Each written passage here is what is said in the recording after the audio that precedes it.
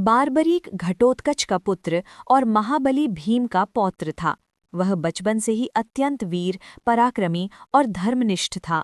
उसकी माता अहिलावती ने उसे सदैव सत्य और धर्म के मार्ग पर चलने की शिक्षा दी।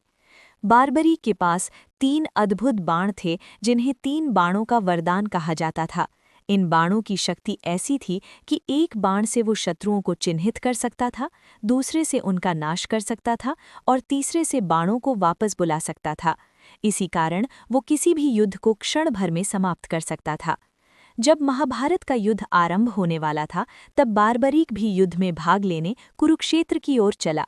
मार्ग में श्रीकृष्ण ने एक साधारण ब्राह्मण का वेश धारण कर उसे रोका और उसकी शक्ति की परीक्षा ली।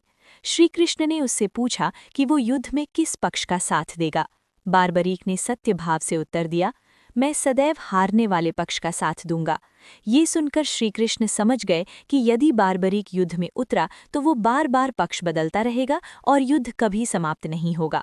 धर्म की रक्षा के लिए श्रीकृष्ण ने उससे दान में उसका शीश मांग लिया। बारबरीक ने बिना किसी संकोच के अपना शीश दान कर दिया। उसकी भक्ति और त्याग से प्रसन्न होकर श्रीकृष्ण ने उसे वरदान दिया कि वो युद्ध को ऊपर से देखेगा और कलयुग में खाटू श्याम के नाम से पूजित होगा।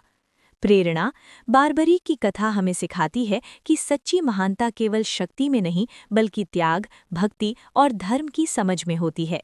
अगर आप खाटू श्याम जी के सच्चे भक्त हैं तो जय श्री श्याम जरूर लिखें।